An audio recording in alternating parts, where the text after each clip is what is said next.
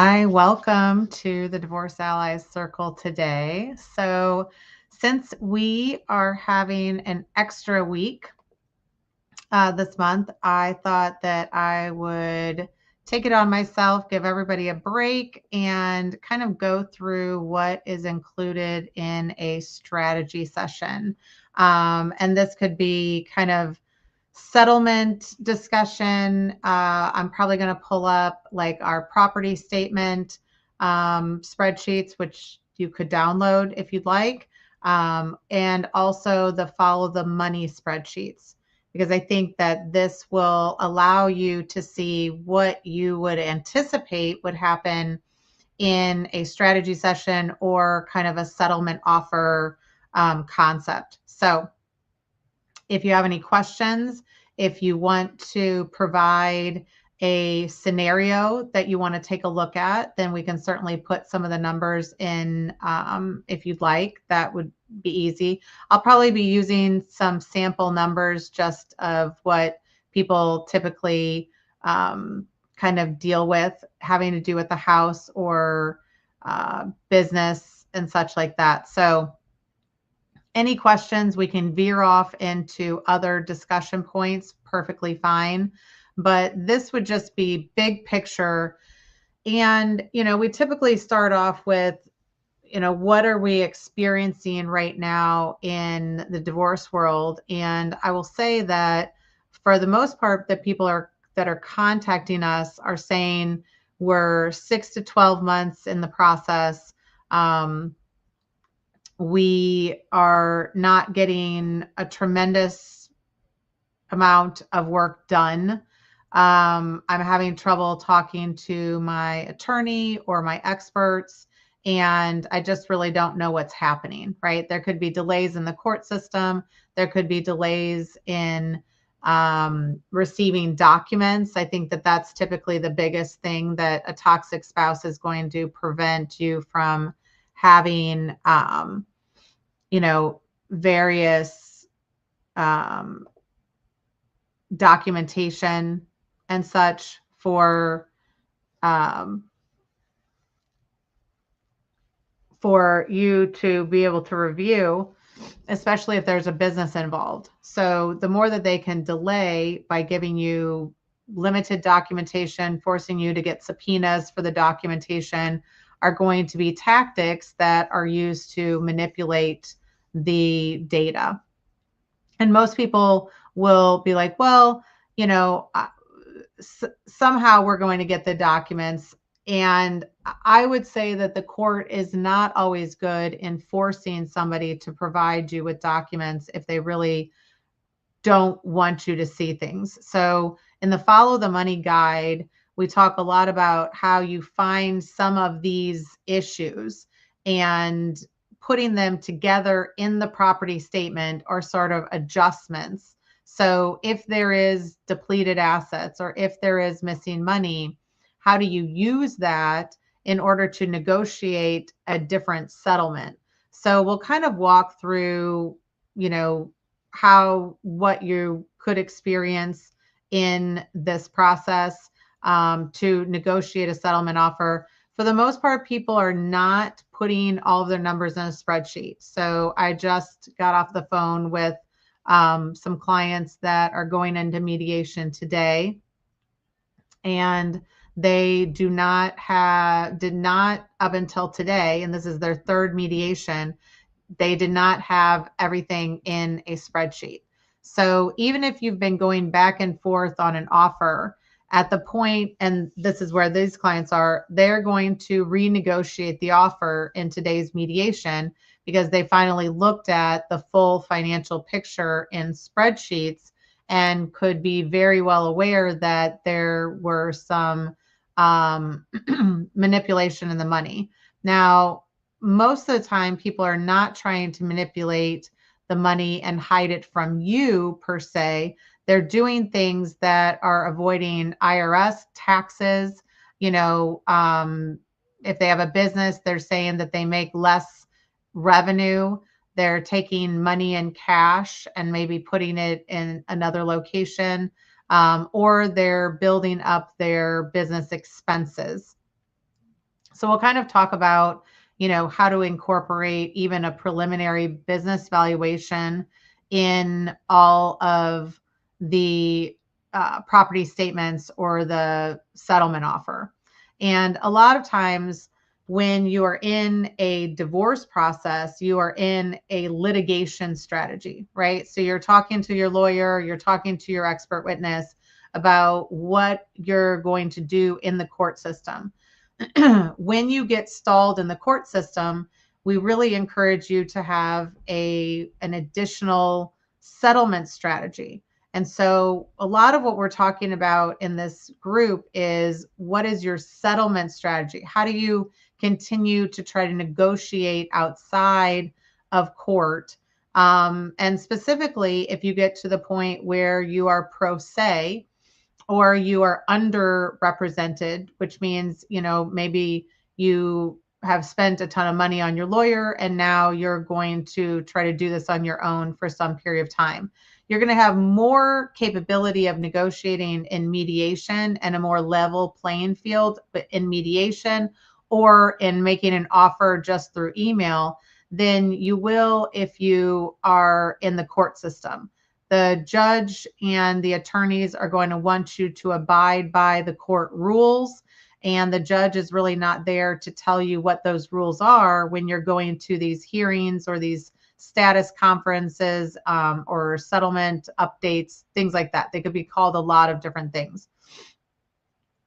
So at some point, we usually have clients that have downloaded the spreadsheets and they're like, okay, I've put together some of the data in the spreadsheet, but how do I start to negotiate when there's missing information, there's missing money, there is marital waste, and how do I quantify it? So again, when you hire an expert witness, and what I've been doing for 25 years is offering my services as an expert witness. That means that you are declaring them to the court that they are your expert. They really work for the judge and the trier of fact. And in some states, you could also have a jury trial for a divorce. And at all times, when you communicate with that expert, that could be discoverable. And so your emails to your expert witness could be produced in court. So you want to be real careful what you email them or how you email them. You definitely don't want to say, hey, could you make this number higher or lower? Because that could be admissible in some capacity. So what you're typically looking at when you're meeting with us in going through the Divorce Allies is you're almost working with an outside consultant. And so consultants are not bound by the same discoverable rules or discovery rules as expert witnesses. So when I'm coming in as a consultant and I'm doing things for settlement, that is sometimes privileged information, which means it's confidential. It's not going to be produced in court. A lot of times what you discuss in mediation or in settlement is actually, bound by confidentiality so that it is not discoverable. So those are the benefits of actually hiring somebody as a consultant to do a strategy session. But then what happens? Well, we typically ask people to upload a series of documents, like the past couple of years of tax returns, not only for your personal tax returns, but for your business tax returns. We may also want to see payroll information. So a lot of times we're not just splitting the assets, we're also looking at what is the income to each of you. And I'll pull up, we use family law software, so I'll pull up some samples of what that looks like. And we can even test out different states if you guys, want to put in either in a private message or in the chat, you can put in like what your income is, what their income is, what your state is, and I can kind of run those calculations so you can see how it changes in family law software.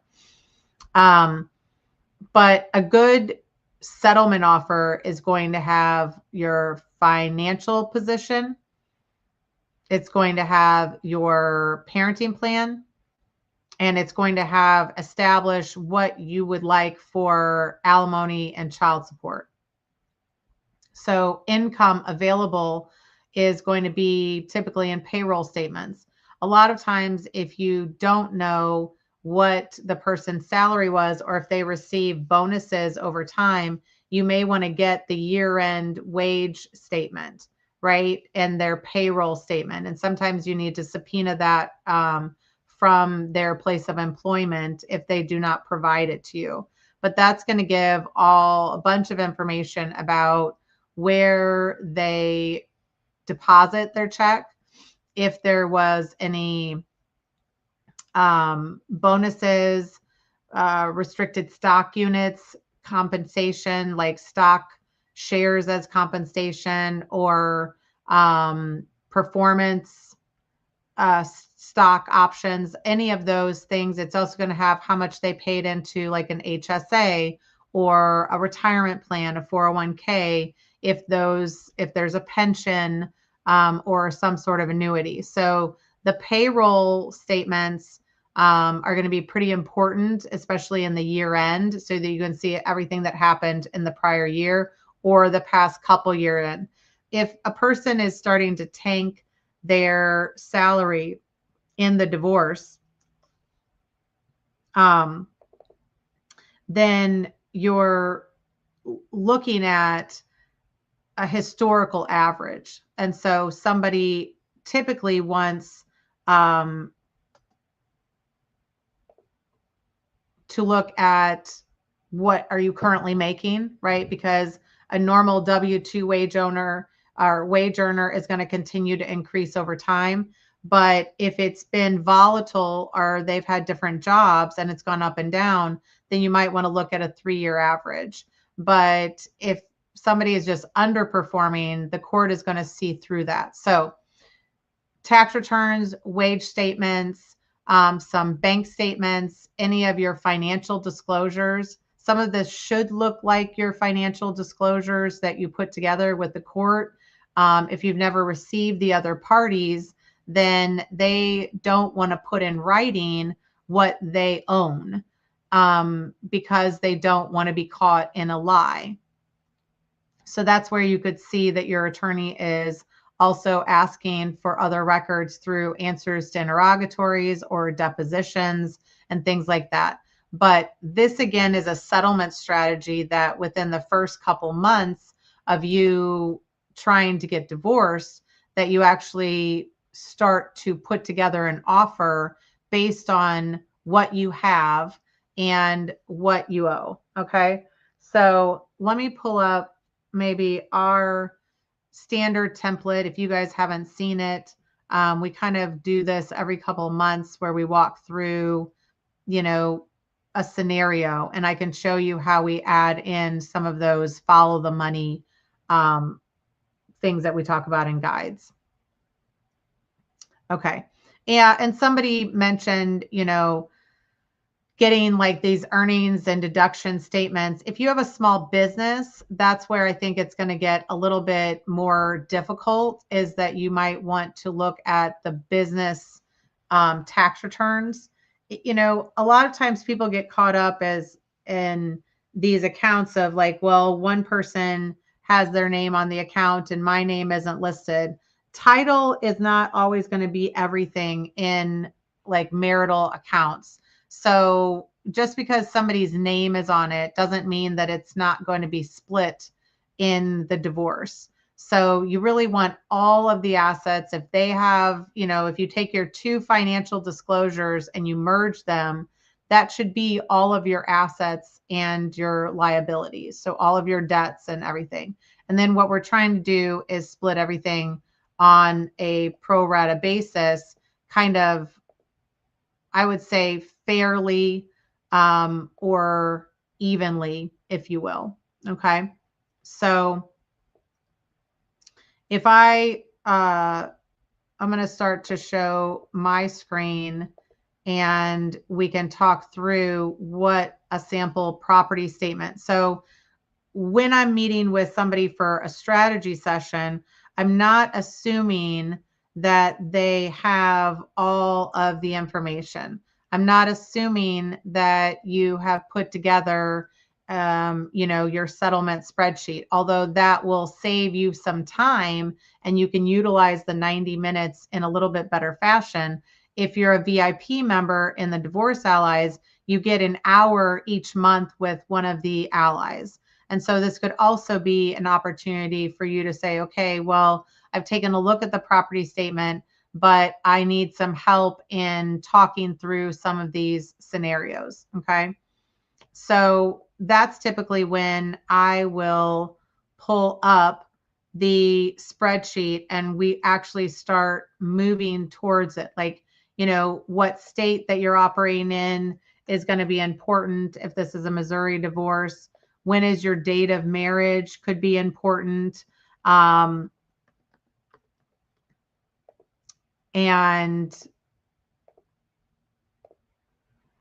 let's see, 7/21, 7, and then potentially another date that's going to be important is your date of separation, right?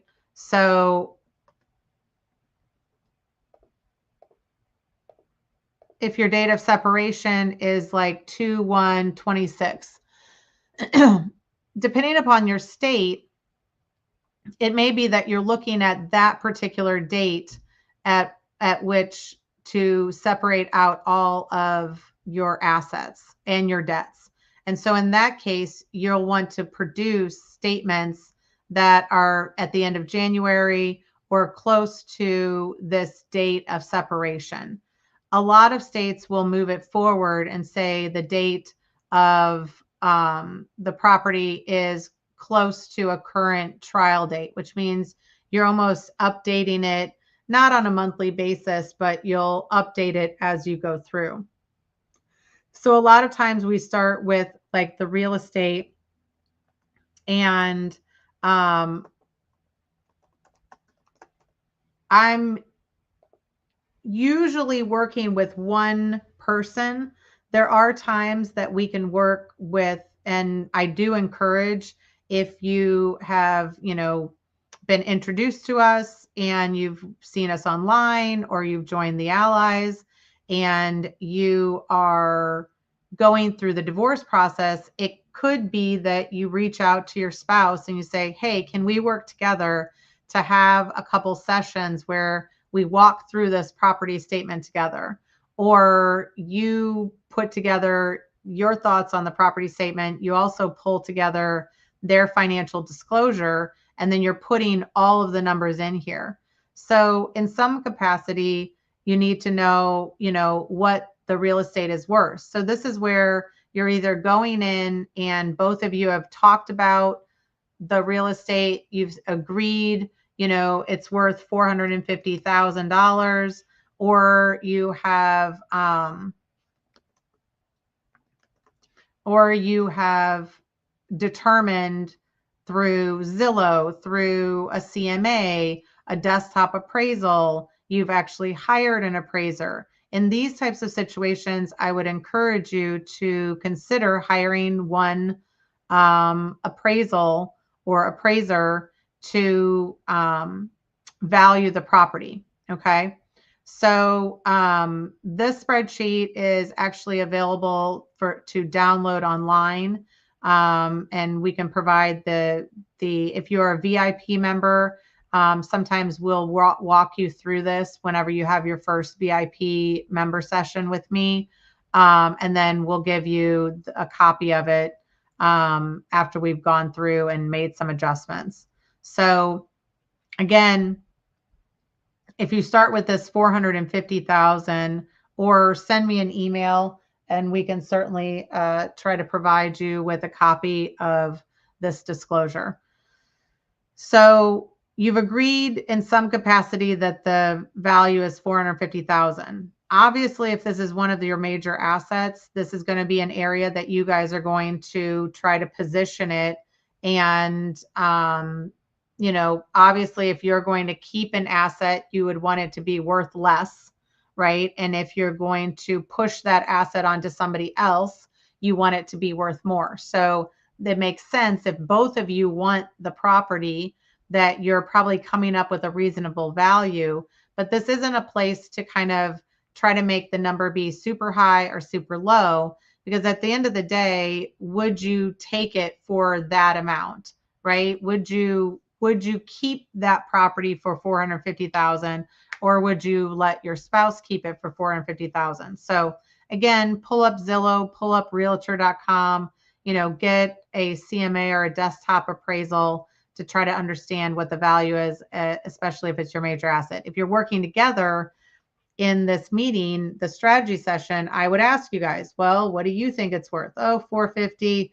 Oh, I think 475. Let's agree on, whatever number.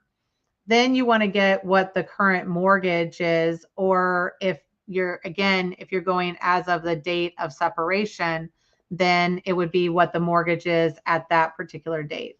So let's say that we have a current mortgage of about $175,000. So now you can see that if we're splitting things 50-50, then there's net equity of about $275,000 in this particular asset. And if we split it, we would each get $137,500. Sometimes you'll have like a rental property that might be paid off, or, lake house, or something of that nature. So you might have another piece of property on here that either one of you wants to keep, or we have this separate column in case there's an asset like this lake house was always in the husband's family and, was paid off at the time of marriage. But anytime that you have a separate asset, you really are trying to, the burden of proof is going to be on that person to prove that that asset is separate. Now, there are times in certain states where the presumption of that is separate because they clearly show that it was titled in their name, it was held, or bought prior to, in this case, the date of marriage is 7/21/7. So, was the property bought before 2007 and there was no debt on it?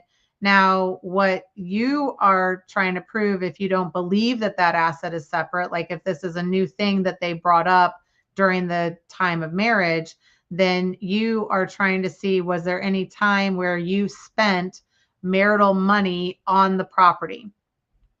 So you did some improvements, during the marriage, and you spent $50,000 on the property. Those are going to be important pieces to look at, is anywhere where a separate asset had a marital contribution. Okay. So in most cases, you need to prove that the asset is separate. In some cases, there might be the burden of proof for you to prove that there was marital contribution to that separate asset. So in each way, either somebody needs to bring the data that says that it was a separate asset, or somebody needs to bring some data and statements that say that we put marital money into that separate asset, right? So if we determine that that was really a separate asset, what happens is you end up putting it over on this separate property. And yes, there's a total of all of this real estate, but realistically, half of it's over here and half of it's over there. Okay. We're going to do the same process for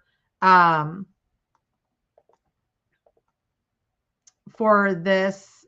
Is, you would have car one and a loan, and car two and a loan kind of situation. So I would typically put in the motor vehicle kind of like, Honda Pilot or something like that, and then you're going to put the debt.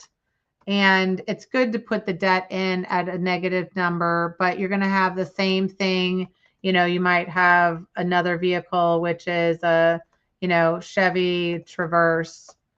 You might put the date, 2018, things like that. You would typically, you're going to eventually need like the VIN number. So VIN number and a deed are going to be helpful to have. A lot of times,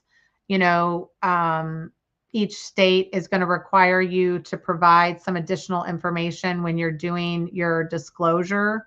So sometimes people put together this property statement before they're even filing for divorce. We have somebody that says the boat and the boat trailer were purchased during the marriage, both parties on loan. He took the boat and sold it later and never gave me my share. Okay, so in a case like that, where you have, you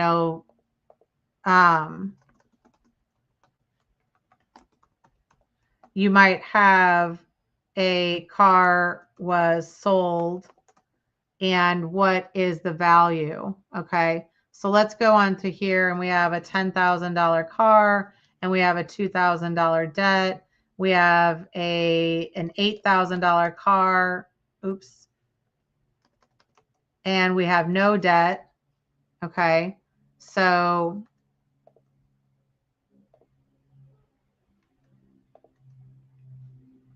we'll usually put like the first car is on the wife's side, the second car is on the husband's side, obviously what car they're going to keep.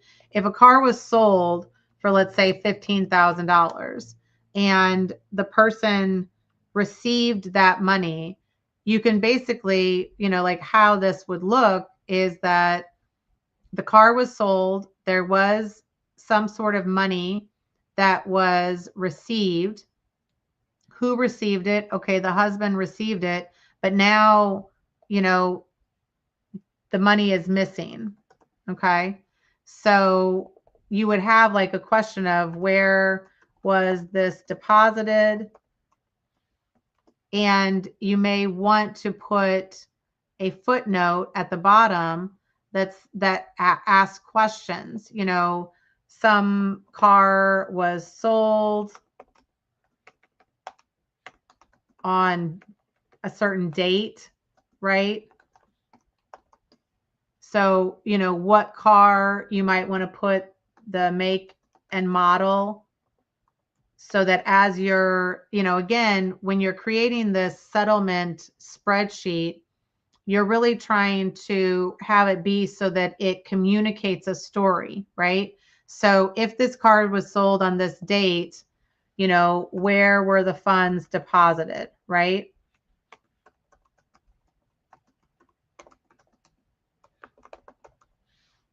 So you might have questions that during the mediation you want to get answered, or, would be stipulations to the settlement. So again, we have this 15,000. Now for right now, because the husband received that 15,000, we're going to put that as an asset on his side, and he would have to prove that, because in theory, you take that 15,000 and if he put it into a bank account that he hasn't disclosed, then again, then he violated, the law, if you will, whenever he filed his disclosures and didn't say where this money was deposited or this missing bank account. Okay. So, or what is going to happen is in mediation, they're going to show you a statement that he deposited that 15,000 back into your joint account, and then it was used for marital purposes. And then in this case, then we would remove this 15,000 because we've determined where it went. Okay. Somebody says that they tried to act as if the business was separate and they wouldn't disclose any of the info until after I filed a motion to enforce. Still don't have any of his crypto, Coinbase, and digital assets. Yeah. So that is some of the things of whether can you issue a subpoena, where is the crypto held? Is it just in its own storage, or is it being held on like Coinbase or a crypto exchange? So that would be important to know. And then again, if the business is separate, how are they proving that they own the business prior to marriage? and that there was no marital contribution over the time of the marriage. But let's kind of, so we kind of have our property, we have some of our car information. If there's a boat or Harleys or anything like that, you can add those. We'll typically have like a checking account or a savings account. You may have joint, you may have separate, things like that.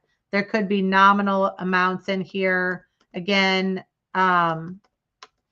we will typically see these split 50-50. So you'll be updating these over time. So even usually I'm saying, okay, we're at 330 today. Let's look at last month's statements, because you could all go get those statements. Or if I was meeting with them next week, I would say, okay, let's pull all of the 331 statements and let's have everything be as of that date. So we might go in here and say, okay, this is as of 330. And then again, what needs to be updated and when, right? You might say these are from Kelley Blue Book, as of a certain date when we pulled the information. You may want to provide that information as support in your offer. Okay. So that's a lot of when we would potentially see a position statement. So let me just pull up a position statement example so that you guys can see that as well.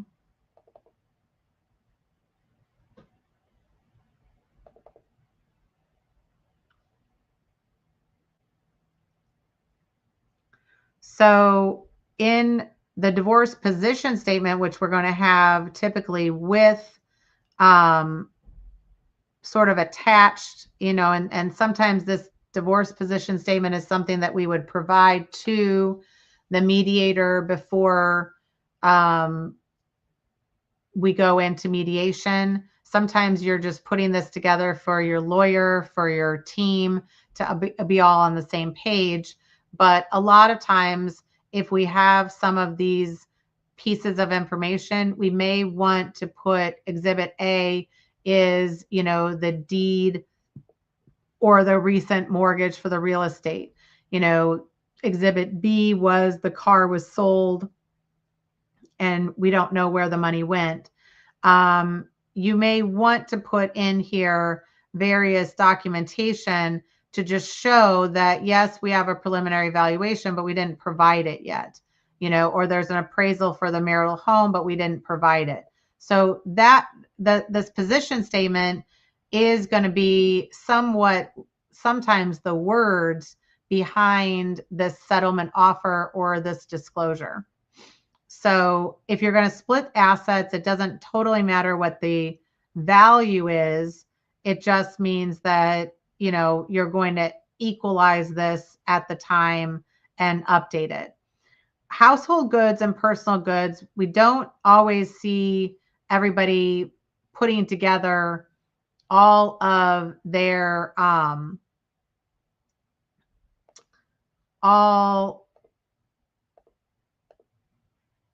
we don't see people putting together all of their items in their house. So this would be more closer to like collections, collectible items, gold coins, or collections in that kind of situation. You could potentially see artwork or art collections be in here. And a lot of times you're listing them, but you may need a personal property appraiser to come in and take a look. We do have a recommendation for a person that can do that. You may have, baseball cards. You could have jewelry. And again, in some of these situations, you're also looking at, is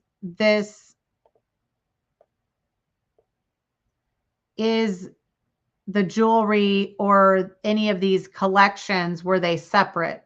Did they start separate? Was it a gift? Was it an inheritance? And do you have any proof of that? You would also want to provide in some capacity. So, if you just bought new furniture or something like that, if sometimes if somebody moves into an apartment, you bought $10,000 worth of furniture, you might say, okay, well, we just bought that and it's going to be in one person's column, right? And so the more you can get some idea of what the values are for these assets, it's going to be pretty important. Like if you really have $250,000 in an art collection or, baseball cards of some sizable manner, then you may want to get an appraisal for that when you guys are going to keep that in different capacities, right? So it's going to be important to have information on all these assets, especially if you're going to be splitting them in kind of unequal portions, right?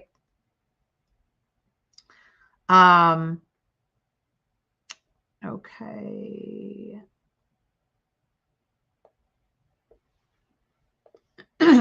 So then we would go into securities, and securities could be anything, stocks,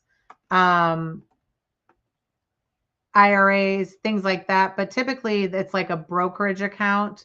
And so again, sometimes people will say that, they have some sort of, this is after tax, you bought stocks, you are invested in Schwab or something like that. So we might say, Schwab, and then ending, whatever the account number, you might want to list the account number.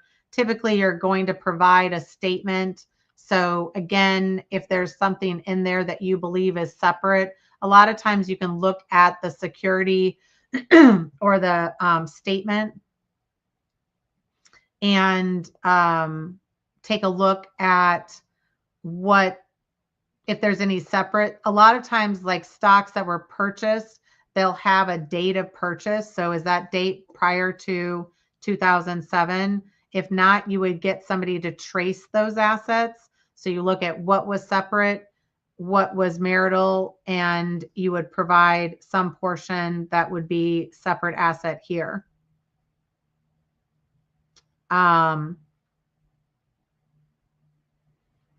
Okay, is this spreadsheet something that you would share with the other party or just for us? I think that it is something that you are putting together to eventually share. So one of two things, when we talk about anchor the deal, we're talking about, are you going to make the first offer and put all of the values on here, or are you going to wait for them to make the first offer? A lot of times an offer is going to come over and it's going to look like a divorce position statement. It's going to look at, I'm going to keep this and you're going to keep that. And nobody actually puts it into a formal spreadsheet. When you get to mediation, though, a lot of times people will start to now put it in a spreadsheet, or the mediator starts to do that. A lot of times we would go into mediation and we would have a spreadsheet, but the other side wouldn't. And we start then working off of our spreadsheet and exchanging it back and forth. Okay.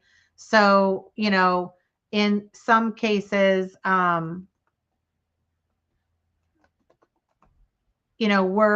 we are sharing that. There is a reason to put everything out there and make sure that nobody's manipulating the numbers, right? Well, like you get the art collection, but we disagree on the value of the art collection. Well, that's going to make an impact on what I'm agreeing to, especially when you're not splitting things down the middle. So a lot of times, if you're going to make this offer a week in advance of mediation, then yes, I would say you're either talking to them big picture in words and sending it on an email, or you're actually sending them the spreadsheet and, you're having questions about the spreadsheet in some capacity. So eventually, yes, I think that this should be used so that everybody's on the same page.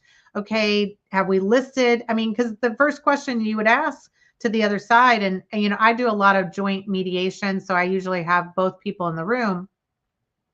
And I would say, have we put everything on here? Oh no, we still have, some China, or yes, we have the Schwab account, but I also have another brokerage account that I forgot about at, Fidelity, right?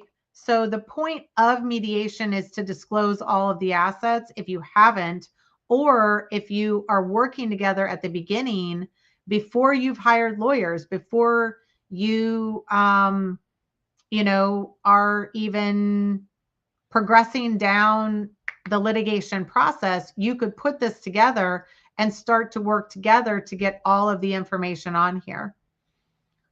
Insurance policies and annuities. And this is what typically when our first strategy session is going to be like, hey, big picture, even if you guys have been going back and forth and negotiating a settlement offer, like what does this look like? Because I can't see numbers when they're just talked about on a spreadsheet, or like you get that and I get that. That's a prime way to manipulate somebody.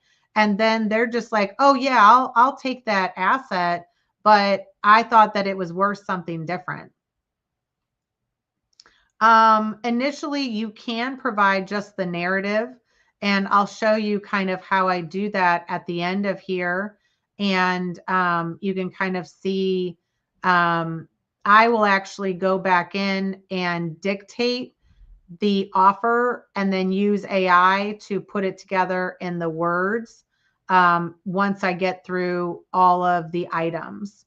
But, it just depends on whether you want to be very clear and upfront from the first moment about what we're valuing these things at, or not.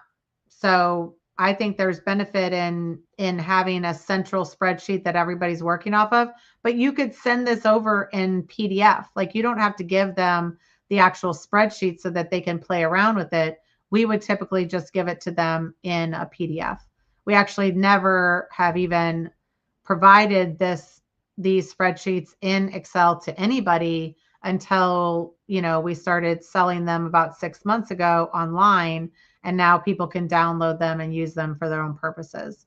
The insurance policies and annuities, again, you would want to list them, but for the most part, if it's a term life insurance policy or something, there's probably not going to be a value.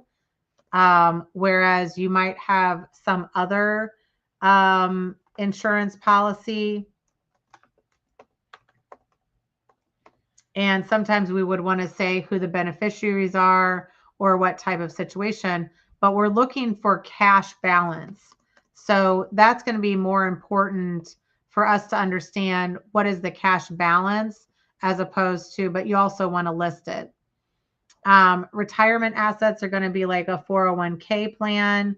And again, what is the most recent value for that? In some cases, we're going to look at what is the after-tax value.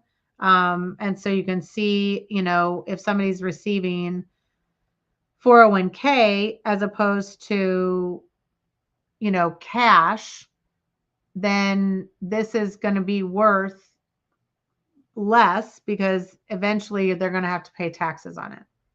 Okay. So, and it could be, 20%, 15%, whatever that is. I usually look at your prior tax returns and see kind of what your effective rate is.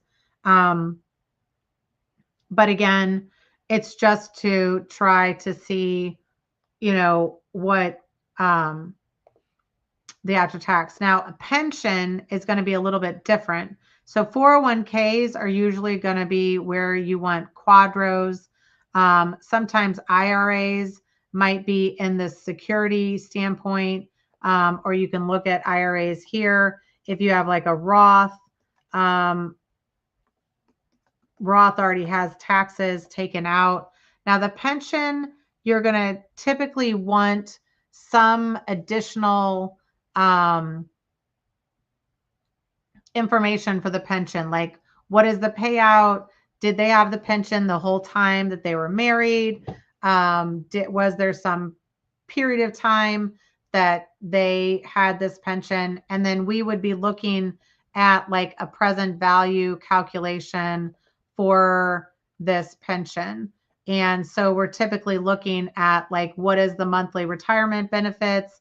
When are they going to start receiving those benefits? How long are they going to receive those benefits? But you can kind of see, depending upon the age of the person, when this is being done, things like that. So again, all of these factors come in to determine a present value of those future payments for the pension. So, are we doing a present value calculation for the pension? Some states, like, is it a separate asset? Is it a marital asset? Is there some portion of it that is separate? Have we been able to prove some of that? Things like that. Sometimes people will say, well, the pension isn't divisible. Like in the state of Missouri, teachers' pensions are not dividable. So in that situation, it would all be a separate asset, or is there some value or benefit? Okay. And this is a state by state basis of whether you can look at the present value of it, or if it's a pension that's going to be split, we might be saying, okay, there's $2,000 worth of income per month, and we're going to need a way to split this, split or something like that. Okay. Same with like an IRA.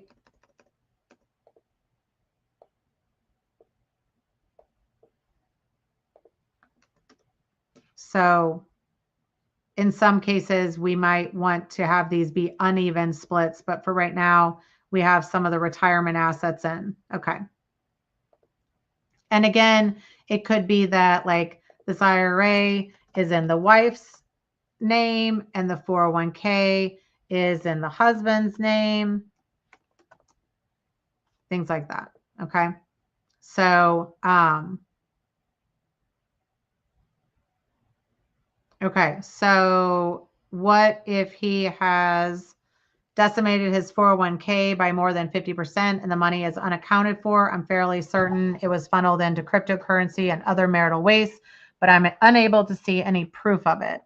Okay, so in some capacity, again, let's say there is some sort of marital waste claim. And we may say, like in this case, there was $100,000 of marital waste. Typically what you're getting and so it's one of two things. If there's missing cash, right, or missing cash from retirement, or something like that, and then there's marital waste claims, right? So there's going to be two ways that you're going to look at them, and obviously one way is better than the other. But marital waste, if they were spending money on an outside relationship and you have put it together, this is where we have the follow the money spreadsheets that come in, and we have some sort of missing money, or we have questionable items, and we have some sort of marital waste, right?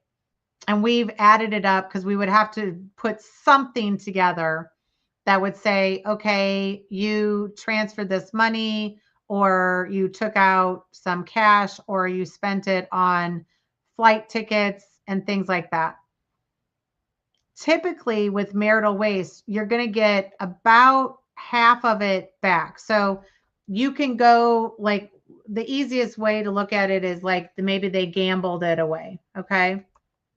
So if they gambled it, they spent it on cryptocurrency, what you're going to end up getting is about half of this back. So what happens is that what I end up doing is saying, okay, there was an asset of this marital waste of $50,000 that basically they benefited from. Okay. So we're basically saying, hey, you got that $50,000 already and you benefited from it. I want $50,000 in some other capacity. Now, missing cash from a 401k, if you don't know where it is, are you making the assumption that it's actually sitting somewhere? And let's make this 125,000 just so that we don't get it confused. Okay. Now, if it's missing cash from like a 401k and you go back in the 401k and you see it transferred to some account that they have not claimed, right? Then I would want to say that the whole $50,000 is sitting somewhere. And again, you have benefited from it. So I want to put that whole dollar amount on your ledger, right?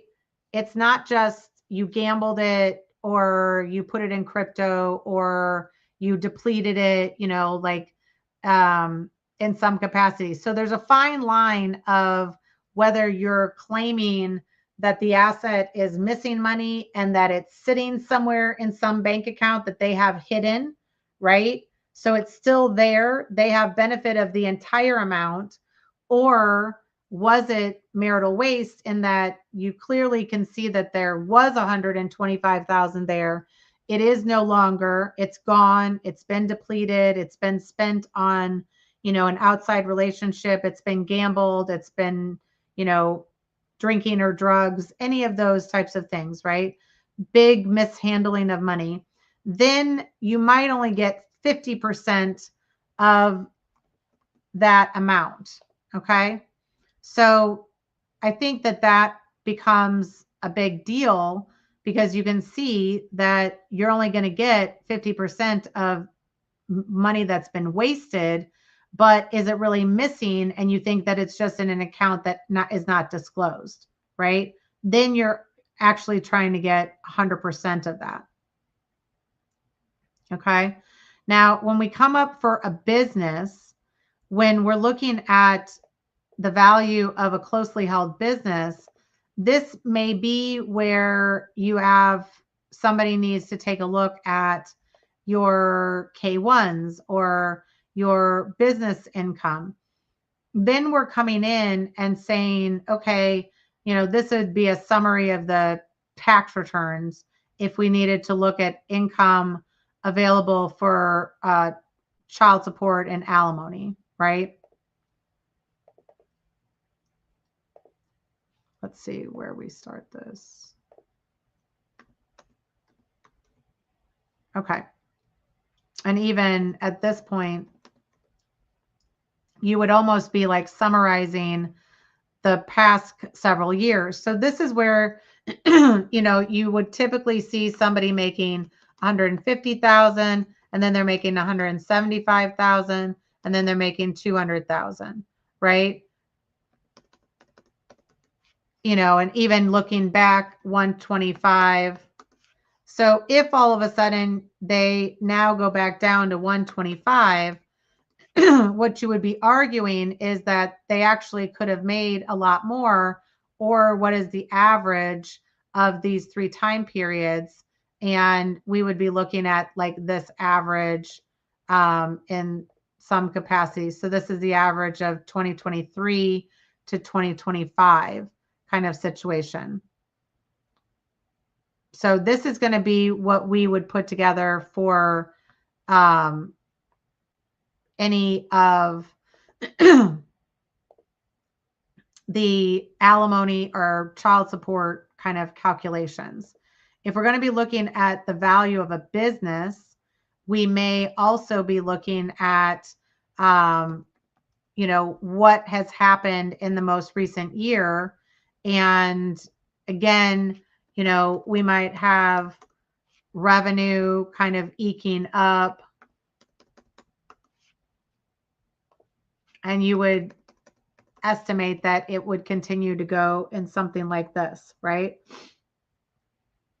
One of the things that we're typically looking for is payments of salaries to the owners.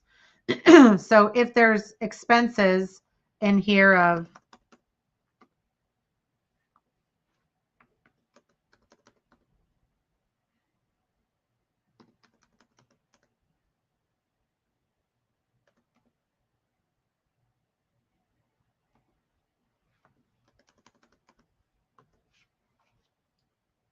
you can kind of see like, oh, okay,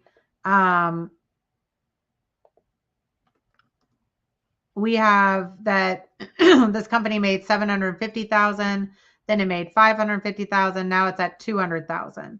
So that the court is going to recognize that somebody is trying to tank their business, in order to show a lower value. And a lot of times what we're looking at is cash flow. They could be distributing money at the bottom line. And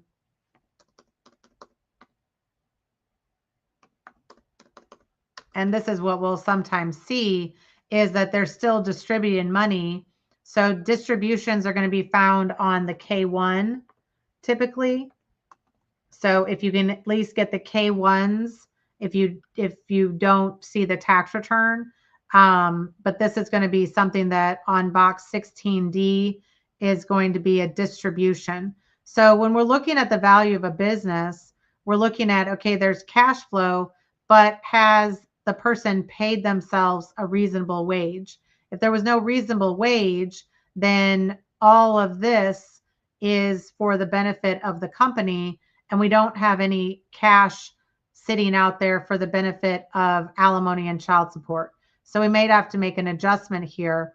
But, a lot of times people are looking at a multiple of EBITDA, which is cash flow, as the value of this. And it becomes very important for us to know, this average is 500,000 over time. But if we value this based on 3 to 4 to 5 times cash flow, we can see that this is a very different number as opposed to the most recent year. Is the value really 1,600, 600, or in its best year, 2.25 million? So this becomes very important when if we have to add in something for owner's salary. And now we're saying, well, the owner should make 200,000 each year.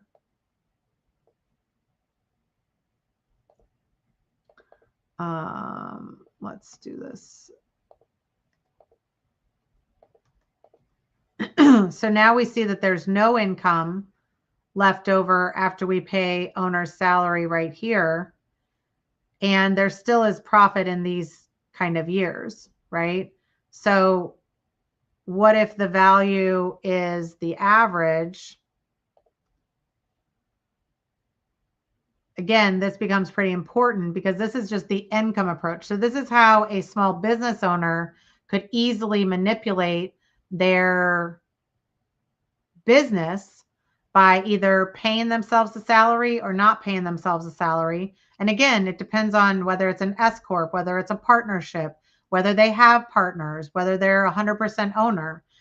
Are they paying distributions at the end? Are they taking out all of the salary each year and there's no money left over?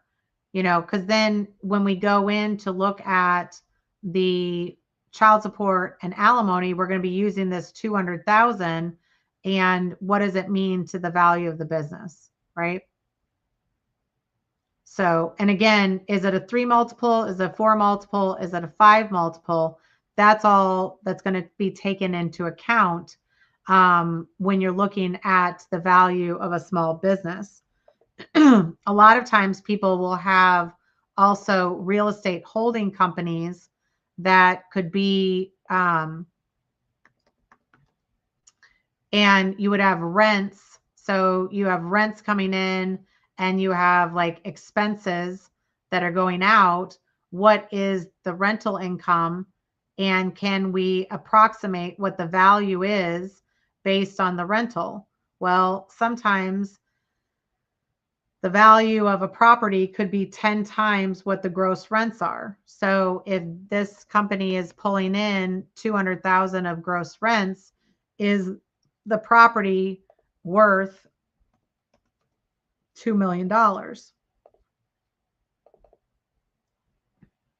And, they could still have 150,000 of expenses, but are all of those, expenses reasonable? Because again, you can kind of, if you own multiple properties, is it reasonable that the value of this real estate holding company would be worth $2 million? So again, when we're going back to pull all of this information and we're going back to this closely held business, we might be saying, oh, okay, we looked at the income for the company and we think it's somewhere between 900,000 and 1.6 million. What should we put? Well, do you have a preliminary value? What should we put on there? What if there's also, oopsie.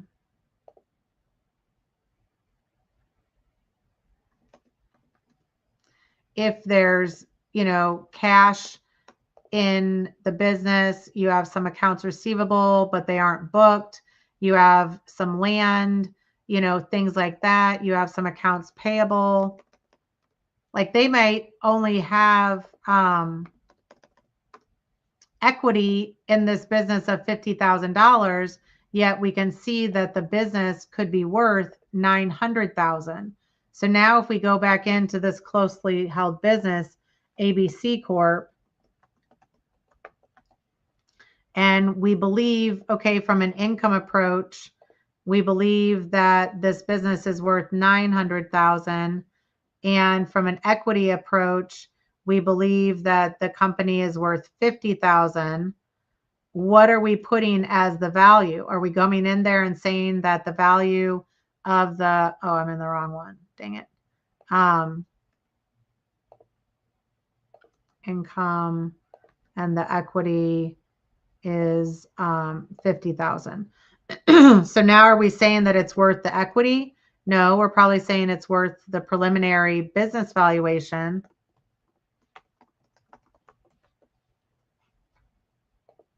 And now this person, typically the court is going to want one person to keep the company. So now we have this business valuation that the husband is going to keep the company. We can have the wife keep the company, whatever. If in this situation, we have this total business assets and we can see that, wife has some separate assets, husband has some separate assets. Typically this is coming here and kind of being added in some capacity. So this plus this 410, we get to the 2939. Okay. So at some point,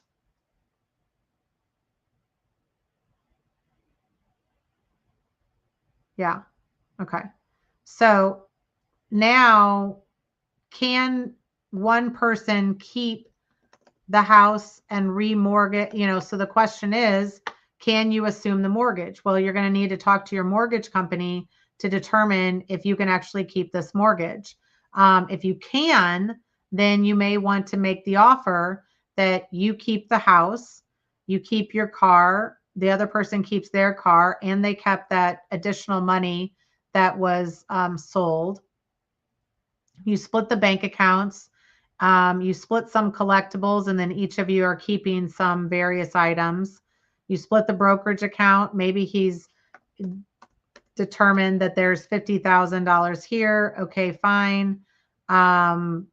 Somebody keeps the term life. Right now, you're still splitting the retirement assets, and then one person keeps the business.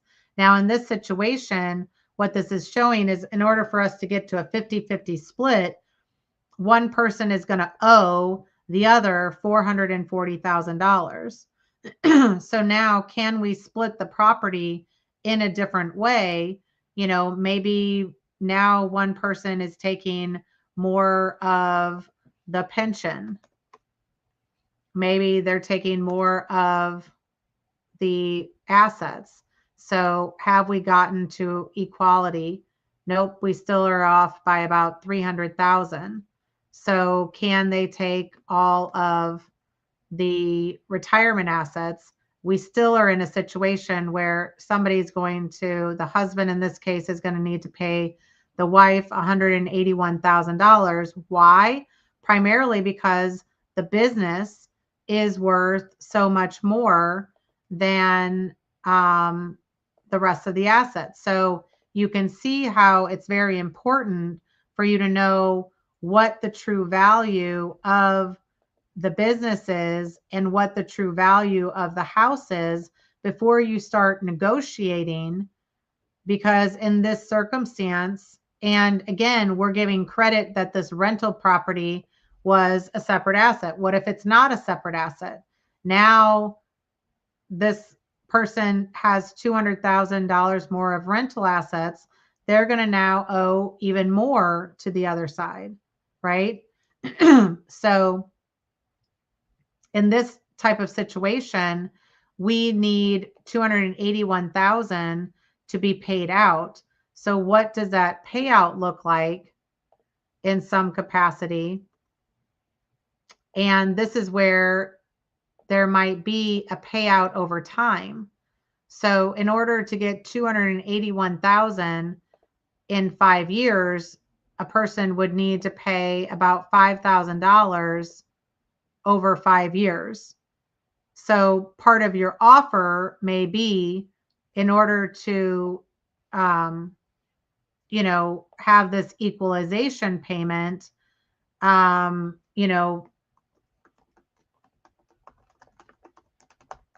of $5,000 for 5 years.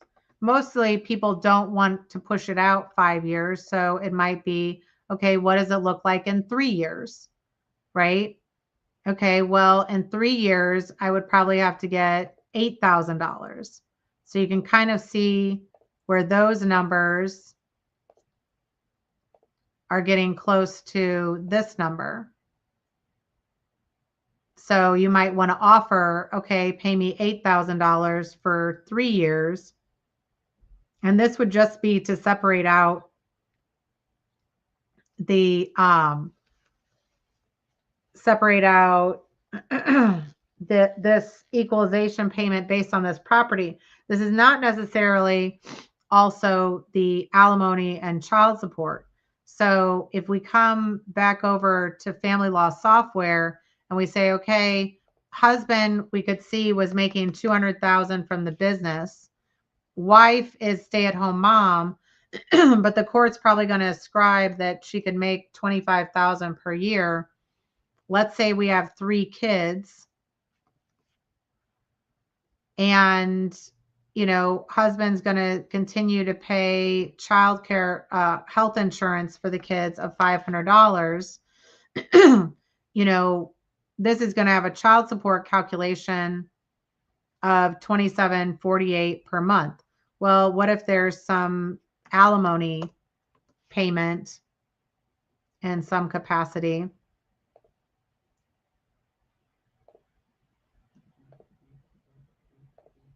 And you also have that part of the alimony and child support. It depends on your state. So this is specific to Missouri.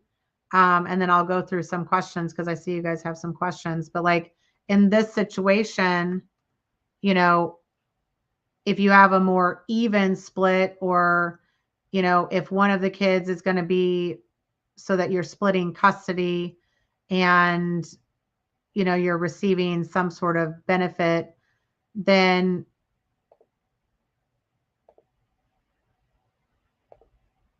this is going to calculate based on receiving alimony of $2,000 the child support would be $1,625, and it is going to also give you like basically the support impact. So you have wife earning income of 2,000, husband earning income of about 16,000, and this is per month, and if they pay child support and alimony, which is about 3,600, then this is getting them to about a 56-45 split. That might be too much. Like a 60-40 split is usually, like a rough guideline, but every state is different. So we might have to go back in and say, okay, what would this support look like? Maybe it's at 1,500. And now you're at more of like a 60-40 split. So again, if you're paying child support and you're paying alimony for a certain time period, because then it matters how long you've been married. And again, it matters if there's a calculator per your state. A lot of times you can change the state in the family law software.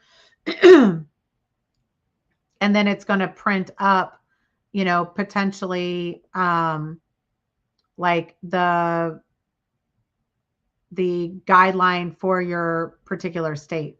So this might have like a Form 14, which is for the situation, but you're trying to get an idea of, what that would look like if they received a lot more than 200,000, how does that change?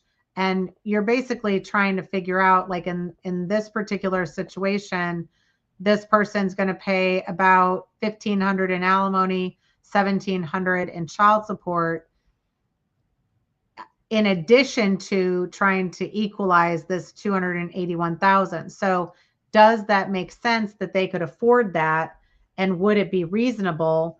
Because if you're making an offer that's going to be a really bad offer to them, then how are they going to be able to make this payment if you're keeping all of the retirement assets, you're keeping, more of the brokerage account or something, right? Can we get this so that there's less amounts included in here in some capacity? So, or you're selling off some, like maybe the art collection has to be sold off and you guys split the proceeds, so that starts to get us lower. And then so this almost becomes our best case scenario. And then the worst case scenario is, so sometimes I'll kind of save this as, and this again is what we do in the 90 minutes. This is going to be, okay, let's make this, what is our worst case scenario? Well, worst case scenario is going to be all the areas that they're not going to agree to, right? They're not going to agree to this marital waste. They're not going to agree that this cash is missing. They're going to say that this value of this business is only 700,000 and it's all me, or it's separate, right? They're going to say that this house is separate, right? So now you start to look at, you're going to owe them 200,000. So now we go back to splitting some of the 401k or the pension, and you can see this gets us pretty close, right? So again, if you're not running best case, worst case scenario, and the worst case is all the areas that they're going to disagree on value. Like you could even have a worst case scenario that they think that the property is only worth 400,000. Or in this case, realistically, they would say the property is worth more because they want you to keep it and they want it to be worth more on your side, right? Does that make sense? They might say that the jewelry is worth more because it's going to be on your side. But any of these areas you would be looking at, how do you equalize it? Maybe you guys agree that there's, 20,000 of marital waste, right? There's no missing cash because they determined it. So that's where you would have some footnotes about what are you offering for alimony, and sometimes it's called spousal support or child support. And, how long do you need to refinance the mortgage? Talk to your mortgage company. So those would be some of the issues that I see. I'll go back to some of the questions. Somebody bought the Follow the Money last week, managed to get him to cough up his earnings statements. Boat and trailer are purchased. He took the boat. Okay.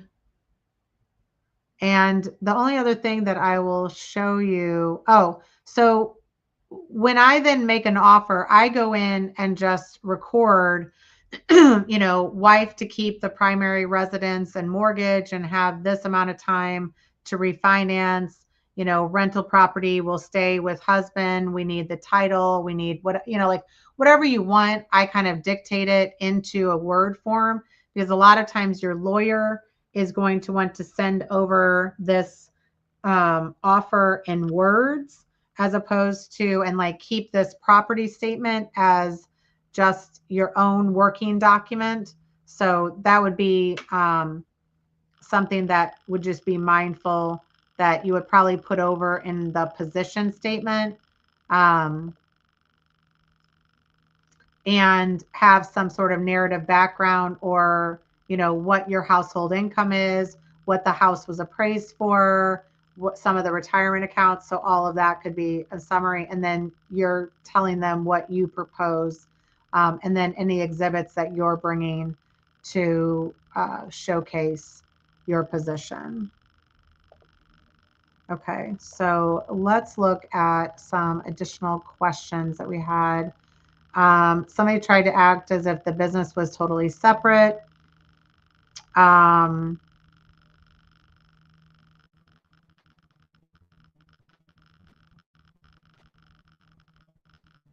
So, again, they need to prove if it's separate.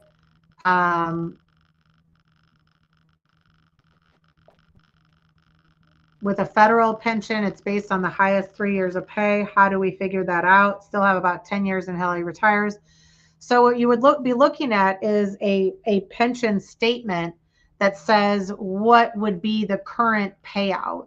And so, and you still would then factor it in of that amount of payout today, but it would be paid out in the future at the date of retirement, and then you still present value that to today's date.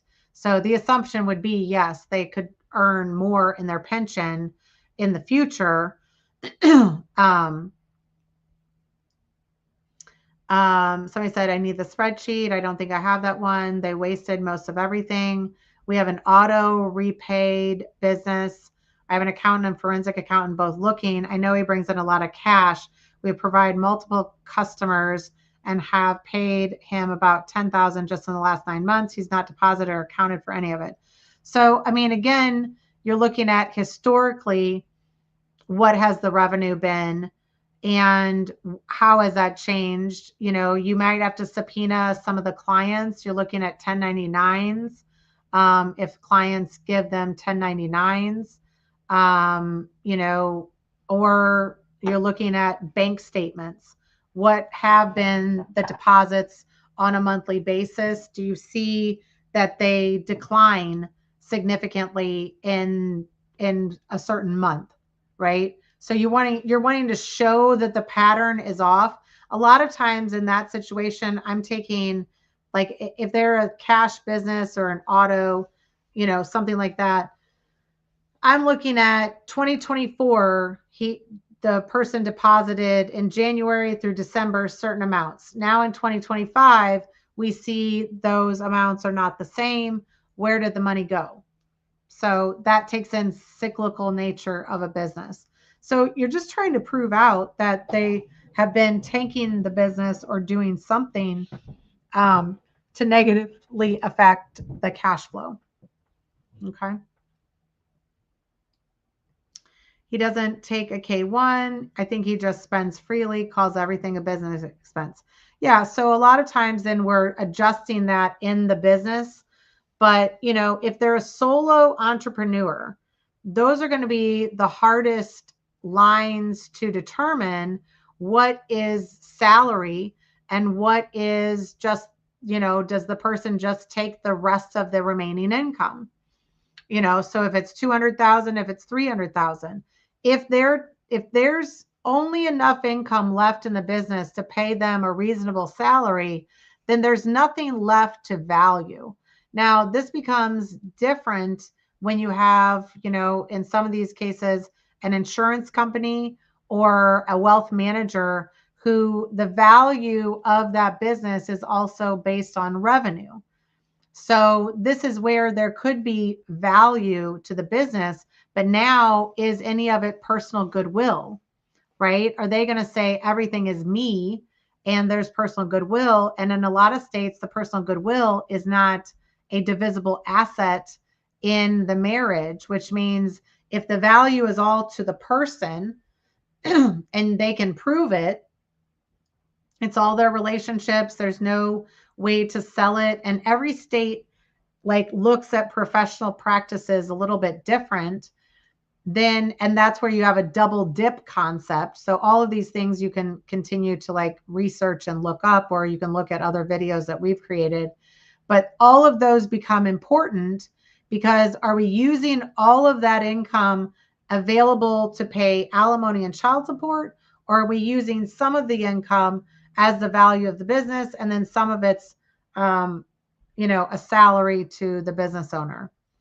So, somebody says, I definitely need and want alimony, raise 3 kids, child support for our youngest, but I've not worked outside the home in 22 years.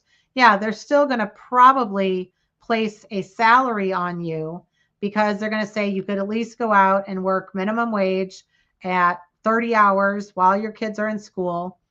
And that usually is going to be somewhere between 25,000 and 35,000, right? So do I place my spouse's separate inherited property on the property statement, even though I am not claiming any ownership to it? Yes, typically, even in your financial disclosures, they're going to want all of your assets. So marital assets, separate assets are going to need to be listed because sometimes the court takes into account, if one person has millions and millions of dollars of separate assets and the other person just has what they're going to receive in the marriage as half of the marital assets, there could be a situation where the judge would give the spouse more of the marital assets because that's all they're getting. It's sort of up to the discretion of the court to determine that. And it would be important for you to ask your attorney, does that normally happen in the court and in the jurisdiction that you're getting divorced in? Because a lot of times that is an option, but does that judge normally do it that way? That's going to be important to understand. And usually they're looking for a wide discrepancy. So that may mean that you get a 60-40 split of the actual assets, right? And if you realize when we're adding in, some of these other items, when we're negotiating things and we're adding in assets that really don't exist, right? That's how we're getting more assets because basically they've received $112,000 worth of assets and we're getting other assets on our side. So, if there was a 60-40 split in this situation, then I'm trying to get 1.6 million and they're getting 1.1 million. So, and a 60-40 split is a pretty significant split, like you would have to have done something pretty bad or depleted assets to a greater extent. If they really had like $500,000 of depleted assets, right? Then, what is, or like if this house were actually 2 million, right?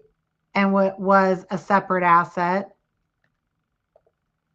that's going to be more important to understand that somebody's walking away with 2 million in assets, and the court might give you a little bit more here. But any discretion that the court takes to split assets is really a legal discretion. And so that's where you want to talk to your lawyer and say, does that ever happen in this court with this judge? But yes, even if you're not claiming their separate assets, it should typically be listed as the value and who's going to keep it. Okay. Any other questions? We have about 4 minutes left of the session, but that gives you a good picture about what to expect in a strategy session. We can go through the majority of your property in that strategy session. We can sort of make some assumptions about the business value or make some assumptions about marital waste and things like that. But you have to have an idea of some of it going into. That's where a lot of times you'll upload some of your financial documents so that we can take a look at it during the strategy session. And again, if you just have the hour session because you're a VIP member, this is going to be what to expect. So the more you've already looked at the Cali Blue Book, the more you've already pulled together what you think the value of some of these assets are, then we're really trying to come in and take a look at how impactful the business valuation is. So that's where a lot of times I want to know what's the best case and worst case for the value of the business, because that's going to move the needle in a huge amount, right? At what point when time has passed do I need to request updated financial disclosures? So there's usually, everybody will update them at a reasonable time frame. So sometimes 3 or 6 months is when people upload them or update them. But I think you're just wanting to make sure that you keep your side updated and you know what's happening, and you determine if that date of separation is an important date for you. Because if it's a date of separation, then a lot of times anything that's earned after that date is now each person's separate property. So the date of separation may be that you're not updating the financial property statement because it's always going to be at that date.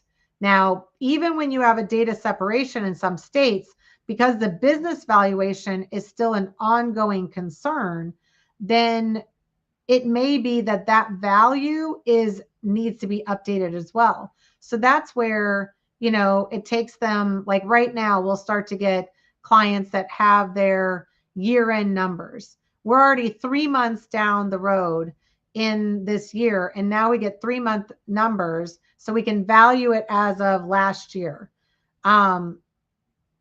You don't want to continue updating the business valuation because those are going to be bigger costs to update them over time. So you want to sort of say, like, has anything significantly changed in some capacity, and kind of go from there.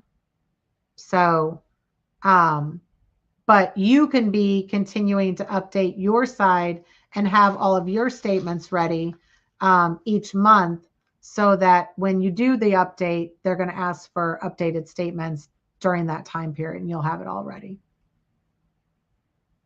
Okay. Any other questions you guys have? All right. So in general, if you don't have access to that property statement. You can download it in our download to a settlement offer, and that's available on any of our websites. And you can get started on that. Then you can ask questions. Next week, we're going to go back to mindset. And so we'll be talking more with everyone about, how to negotiate some of these items. If you have questions, we can pull it back up.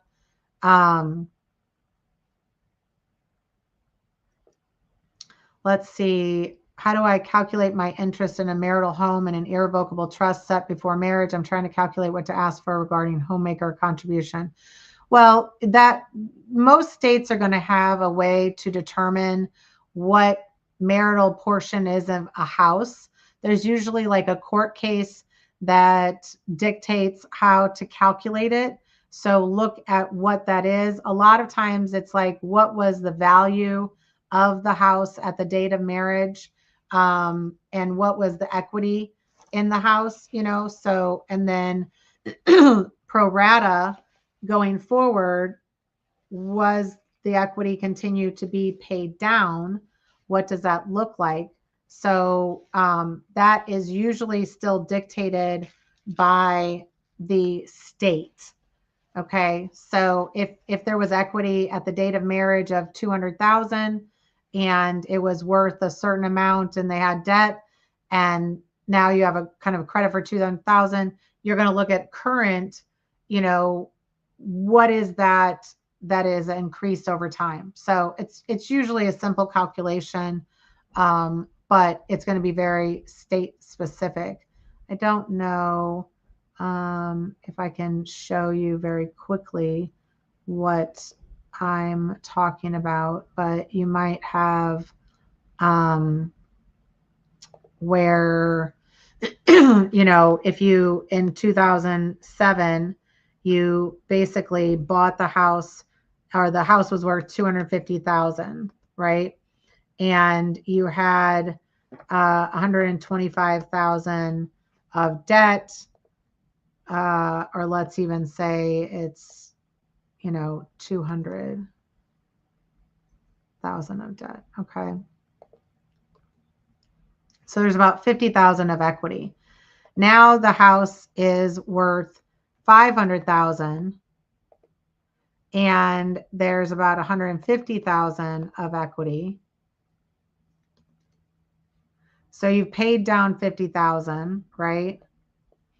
But now there's 350,000 worth of equity. You're going to have that a portion of this equity is based off of this $50,000 investment, right? So you're going to look at, there was a $50,000 pay down of the debt. This increased, doubled. So you might have like $100,000 worth of credit in this particular thing, because this doubled, so did this double kind of situation. So you might have, 100,000 of of separate equity, which means 250,000 of marital equity. So again, you're going to have to look at the state that you are in to determine how they look at appreciation and such. Okay. All right. So that is your intro into a divorce strategy session that we primarily on the first session would focus on getting that property statement in a good big picture. And then we would start looking at, can we shore up any of those numbers? Can we shore up, do we have information about what the house was valued at the date of marriage? Do we have any separate assets? Do we have, any updated statements? So I think the more that you can get that all together before you go into mediation and you provide that offer, 7 days in advance of mediation, I can see how then you have somebody coming in to mediation and saying, well, I disagree with your values, or I disagree. And what you're paying attention to is what are the areas that they disagree. When you make an offer before mediation, and then you walk into mediation and they are the other side is there, they should have had 7 days to take a look at your offer, right? You should be coming in and the mediator should be going to them and saying, okay, what is your counter offer? Sometimes they'll even make a counter offer before you go into mediation. I would have your counter ready as well. And that's what we talk about in the divorce strategy session is like, what are the next moves?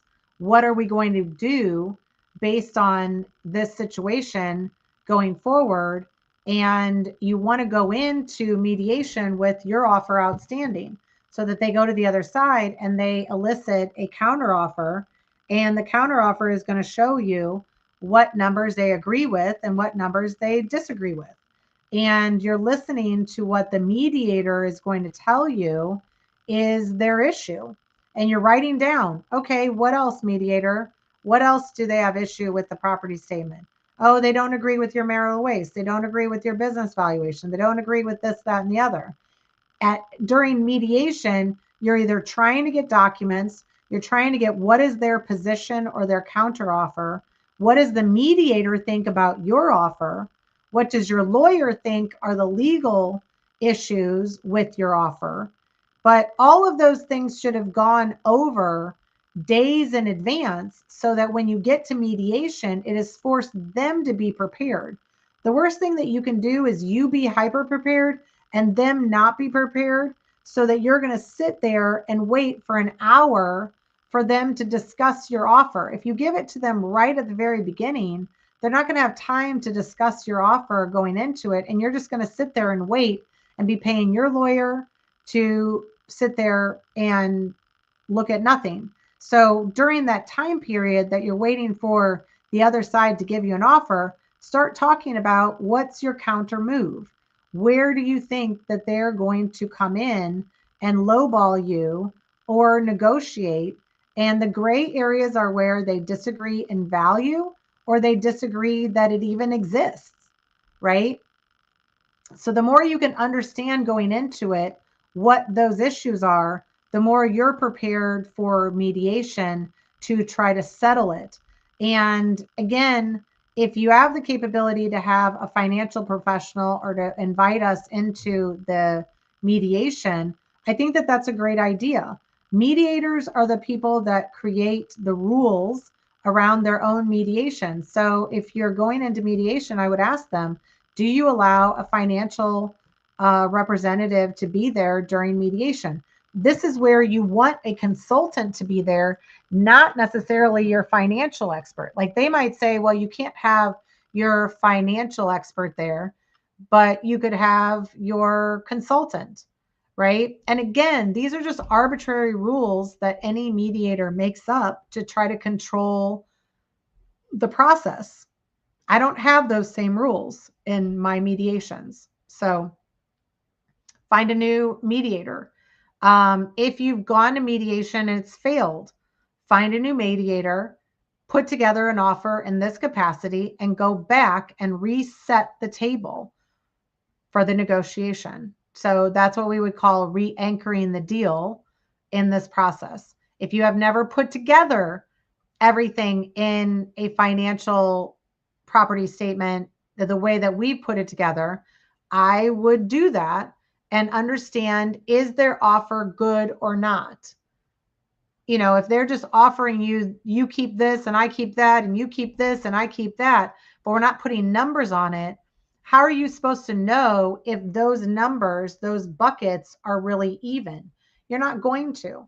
This is the only way that I know that I can see then very clearly what it is I'm keeping, what it is I'm separating up. And there's a possibility, if you don't have financial experts involved, that your attorneys are just sort of running these numbers and writing them down.